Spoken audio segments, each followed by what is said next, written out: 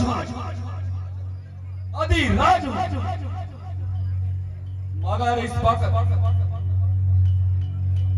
तेरी मदद का सख्त मोहताज हूं। महाराज, मेरी जान और जिस्म आपके चरणों पर कुर्बान है। और कहिए क्या फरमान है। शाबाश मेरे बहादुर मारी, शाबाश।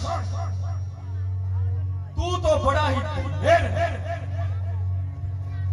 आखिर तू शेरों का शेर है। मेरे साथ चल, उठ।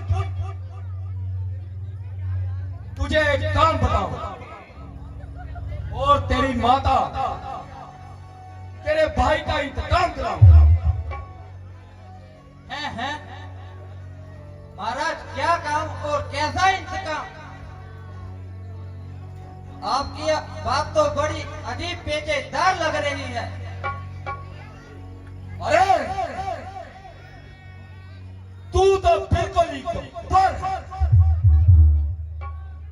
तेरे माता और तेरे भाई के कातिल राम और लक्ष्मण पंचवटी में आए हैं और उस सौंदर्य की देवी सीता को भी साथ लाए।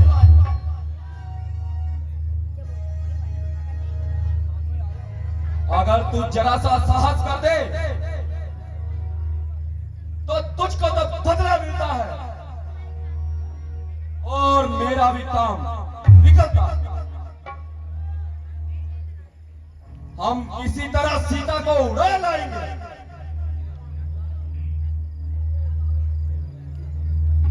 और वह दोनों गोंदू भाई यूं ही जंगल में भटक भटक कर मर जाएंगे। हैं राम और लक्ष्मण। महाराज, मैं आपका ताबेदार हूं और इस तरह से आपकी खिदमत करने को तैयार हूं, मगर क्या करूं। अब तो कब्र में पांव लटकाए मरने को तैयार हूं। मैं तो उनके हाथों को अच्छी तरह जानता हूं और आजमा चुका हूं और उनके सामने ना जाने की कसम खा चुका हूं। अच्छा देख, मैं तेरी कसम अभी तोड़ता हूं। अपनी जान मान के सबके महाराज मुझे माफ कर दें। मैं आपके आगे हाथ जोड़ता हूं। अरे अप्पा जी, केवल तू ही इनकार करता है, वरना हर एक सरदार मेरे इस फैसले के अनुकूल है। महाराज, ये तो आपकी भूल है। जिसने आपको ये संपत्ति दी वह परे सिरे का नामाकुल है। अरे अम्मारी, तुझे मालूम नहीं मैं कौन हूं? मैं रावण हूं, मैं रावण, लंकापति रावण। महाराज, माना कि आप रावण हैं, मगर याद रखिए आप एक हैं और वो दोनों 51 हैं। अरे ओ बेहुदा मक्कार, जरा अपनी जुबान को थाम। तेरे जैसे पर तो लानत है और धिक्कार है। अरे तू कहीं जाके नाक डुबोके मर जा।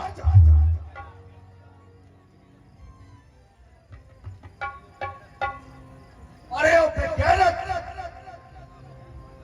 अगर तू पैदा होते ही मर जाता तो सारे खानदान के माथे पर कलंक लगता।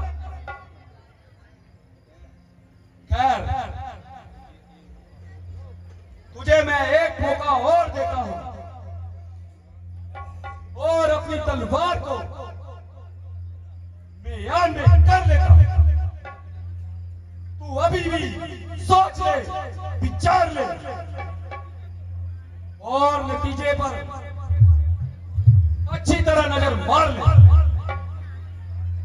अब भी इनकार है तो तेरा सिर मेरी पर है। अरे अफसोस, ये बिन बुलाए की आफत है और मारी तेरी जान की शामत है। ना किसी से झगड़ा, ना किसी से तकरार, आ बैल मारीच को मार। फंसा, बहुत बुरा फंसा, दोनों तरफ मौत का निखार और राम के तीर और इधर इसका वक्त की तलवार। इनकार करूं तो मौत मेरे सामने खड़ी। कोई जीते कोई हारे, मगर बच्चे तुम तो सवारों के सितारे। किसी का झगड़ा, किसी की लड़ाई, घर बहते मौत मारीच की आई। अरे यारो, ये अदब तमाशा है। इश्कबाजी स्वरूप नखा करे और बिन आए मारी मौत मरे। अरे अब कमाल, जल्दी जवाब दे, क्या सोचता है? जरा ठहर जाइए महाराज, सोच समझ के जवाब देंगे। आखिर मरना है, कोई मखौल तो नहीं।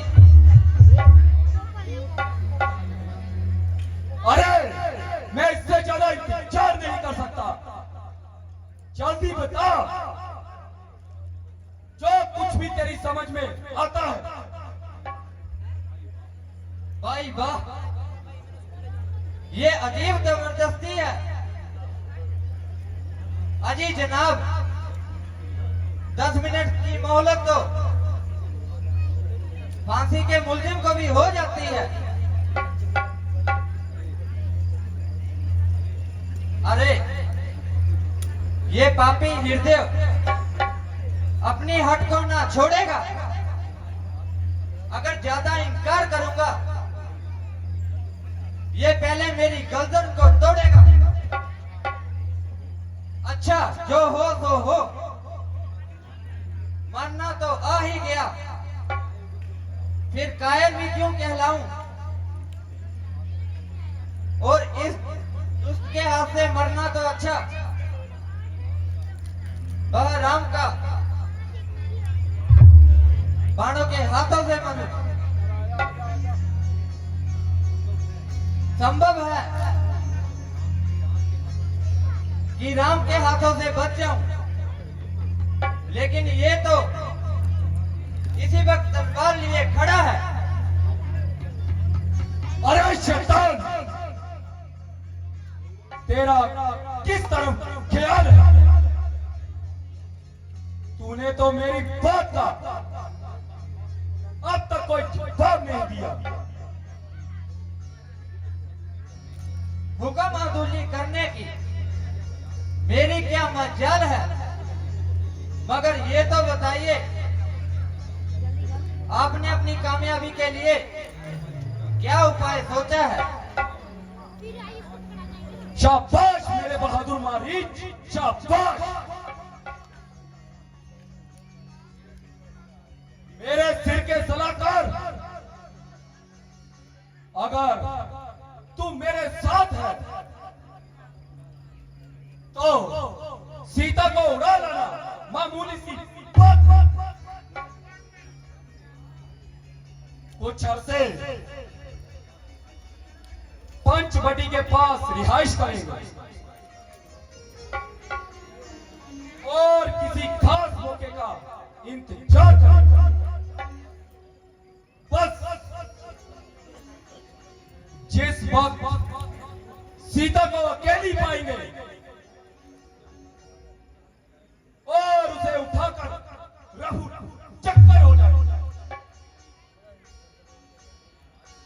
महाराज, इतना काम तो आप भी कर सकते हैं, फिर मेरी क्या जरूरत?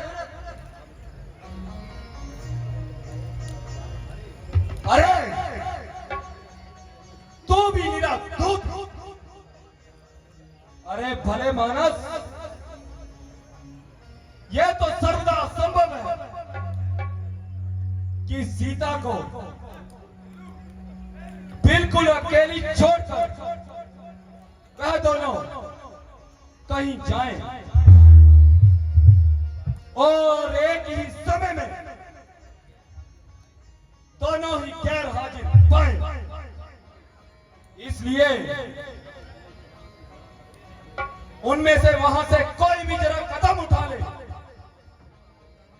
और बस सीता मेरे हवाले। फिर देखूं मुझसे कौन से छुड़ा पाएगा। महाराज, जब आप खुद जानते हैं और दोनों की गैर हाजिरी वहां से तो अब असंभव मानते हैं, फिर हम उनको वहां किस तरह हटा लेंगे और आप कैसे मैदान खाली पा लेंगे?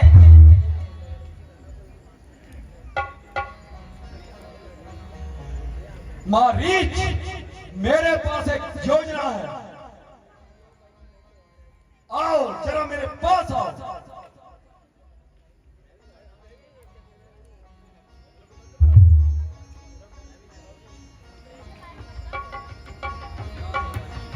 या बेमानी तेरा ही आसरा। चलिए महाराज।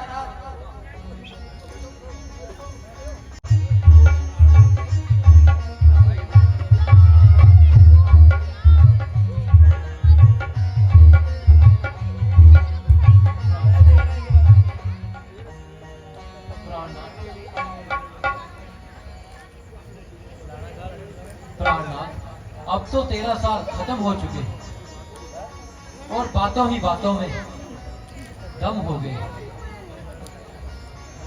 बस 1 साल और यहाँ गुजारेंगे और अगले साल अयोध्या को पधारेंगे। हाँ प्रिय जी, ईश्वर की कृपा से ये दिन अच्छी तरह से कट गए और हंसी खुशी से 13 साल घट गए।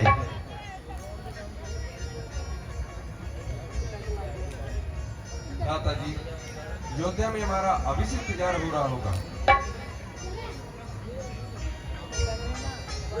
हाँ भ्राता जी,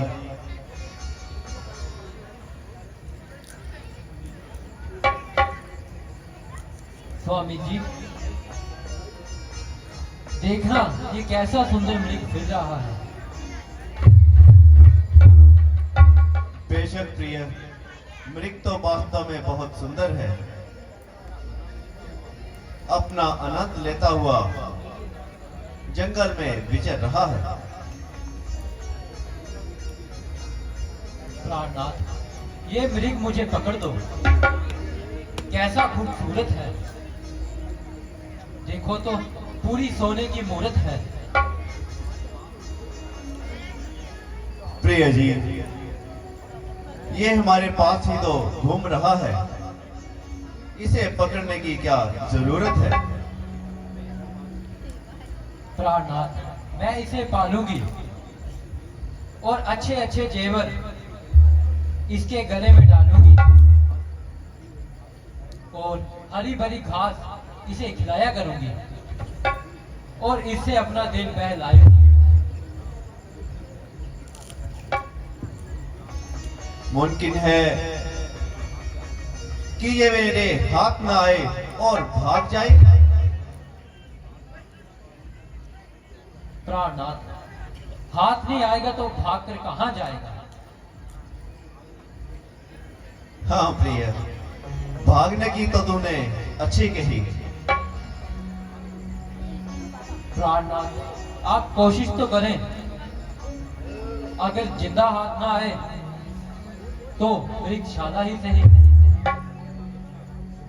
बहुत अच्छा, मैं जाता हूं। लक्ष्मण जी, आप यहां होशियार और खबरदार रहना, और अच्छी तरह खबरदार रहना।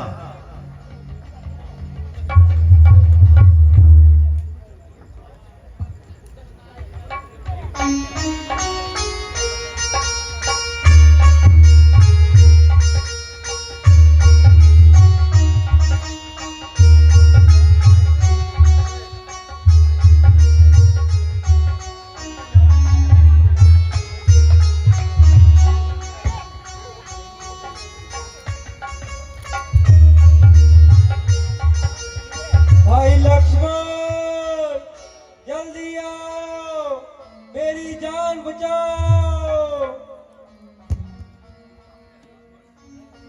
लक्ष्मण, सुनते हो ये कैसी आवाज आई?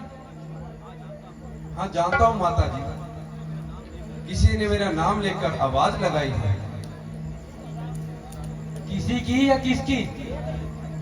ये तुम्हारे भाई की आवाज है। माता जी, आपको मालूम नहीं इसके अंदर क्या पोशीदा राज है। तुम्हारे भाई को राक्षसों ने अकेला समझकर आजमाया है, और उन्होंने तुमको सहायता के लिए बुलाया है। नहीं नहीं माता जी, यह सिर्फ आपका ख्याल है। राक्षसों की उनके आगे क्या मिसाल है। लक्ष्मण, तुम विपत्ति के समय भाई के काम ना आओगे तो फिर क्या फोड़े पे लगाने के काम आओगे? आय हाय, तू इतना बेदर्द हो गया और आपका खून इस तरह बेसर्द हो गया कि भाई सहायता के लिए पुकारे और तू यहाँ बैठे बातें बनाए। माता जी, भ्राता की तरफ से मुझे पूरा इत्मीनान है, मगर यह तो बताओ, यदि मैं यहाँ से चला गया तो आपका यहाँ पर कौन निगहबान है। अरे मुझे यहाँ क्या मौत पड़ रही है? माता जी, आपको तो यूं ही जिद चढ़ रही है। लक्ष्मण, तुम व्यर्थ बहाने बना रहे हो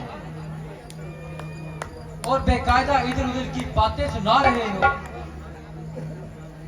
मैं तुम्हारे मतलब को खूब जान रही हूं और बहुत देर से तुम्हारी आंखों को पहचान रही हूं। तुम धोखा देकर भाई को मरवाना चाहते हो और मुझे खुद उड़ाना चाहते हो।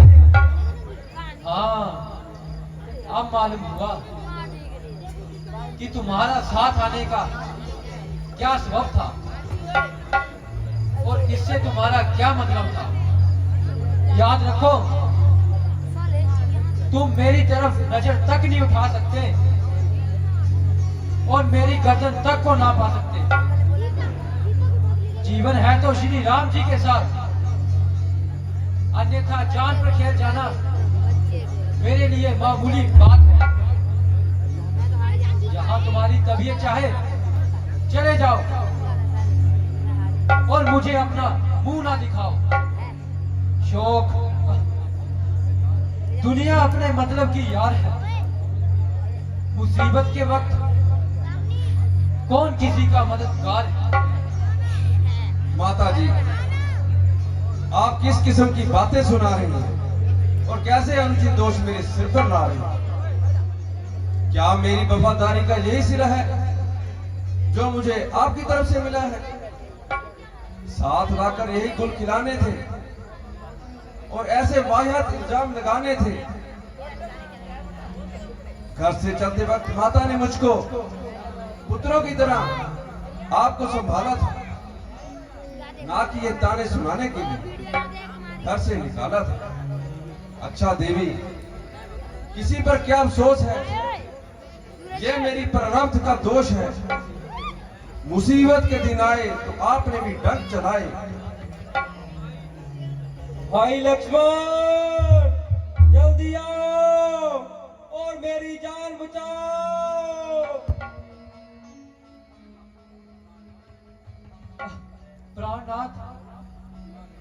किसको बुला रहे हो? क्यों खामखा इस कदर चिल्ला रहे हो? यहाँ आपका कौन गमखार है जिसे आप भाई समझ रहे हो? वो पूरा मतलबी यार है। अपनी किस्मत से जियो या मरो, मगर इस भाई से मदद की उम्मीद मांगना बेफायदा है। मैं औरत जात आपकी क्या सहायता कर सकती हूँ और किस तरह तलवार पकड़ सकती हूँ और आपके शत्रुओं से लड़ सकती हूँ? ये आपकी दासी हर तरह से मजबूर है। हाँ, इतनी बात जरूर है, अगर आप जीत गए तो मैं भी आपको जीत ही पाऊंगी, अन्यथा यहीं से अगली विमान पर चढ़कर स्वर्ग में आपसे पहले पहुंच जाऊंगी और वहां भी आपके चरण दबाऊंगी। माता जी, ये आपका कसूर नहीं। आज होनी जरूर कुछ न कुछ गुल खिलाएगी और निस्संदेह हम पर कोई ना कोई मुसीबत आएगी।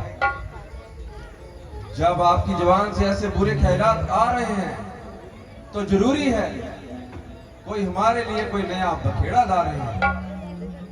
जो पवित्र आत्मा 13 वर्षों तक लक्ष्मण की तरफ से पाक रही, उसे हरगिज ऐसी बातें कहनी अपनी मर्जी से ना कही।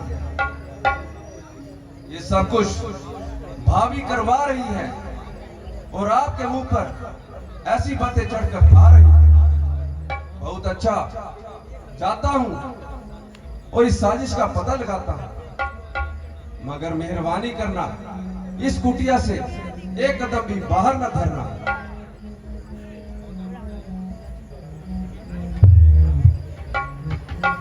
ये रेखा रेखा नहीं, ये आन है लक्ष्मण की, जो लांग इसे पार आएगा वो तत्काल भस्म हो जाएगा।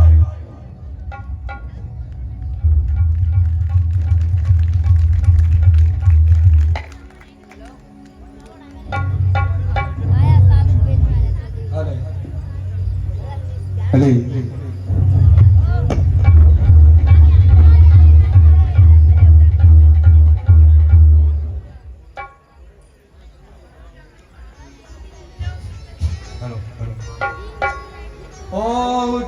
मंगला वाली सीता पारे खैर ऊंचिया मंगला वाली सीता पारे खैर फकीरानो पारे खैर ऊंचिया मंगला वाली सीता पारे खैर फकीरानो।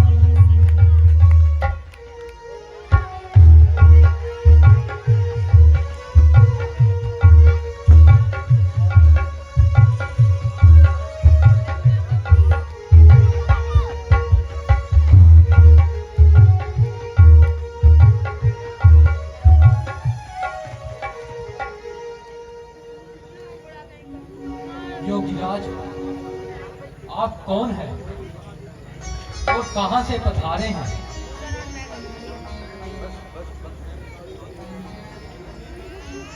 देवी, मैं आपको इसका क्या जवाब दूं? आपके तो सवाल इस दुनिया से बिल्कुल न्यारे हैं। योगीराज, आखिर आपका नाम क्या है और रहने का मुकाम क्या है? अरे देवी, फकीरों का क्या नाम और फकीरों का क्या काम और क्या निवास स्थान। अरे यहाँ रात पड़ी बेही पे विश्राम।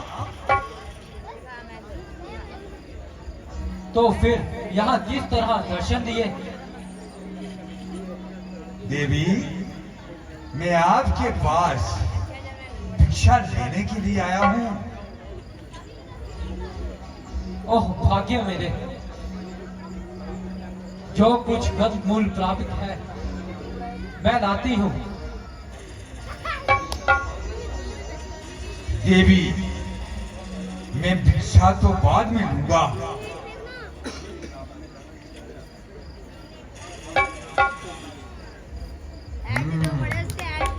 पहले आप अपना नाम, पता व स्थान बता दीजिए। भगवान, सीता मेरा नाम है और मिथिलापुरी पैदाइशी मुकाम है। श्री रामचंद्र जी की अर्धांगिनी हूँ और महाराज जनक की दुलारी हूँ। पिता की आज्ञा से मेरे स्वामी 14 वर्ष के लिए वनों में आए हैं। उनकी सेवा के लिए मैं भी साथ पधारी हूँ। मेरे देवर लक्ष्मण जी, वो मेरी सौतेली सास के जाए हैं, वह भी हमारे साथ आए हैं। वाह, कितनी सुंदर तुम्हारी वार्ता और वाणी है। और ये हुस्न और ये जुबानी।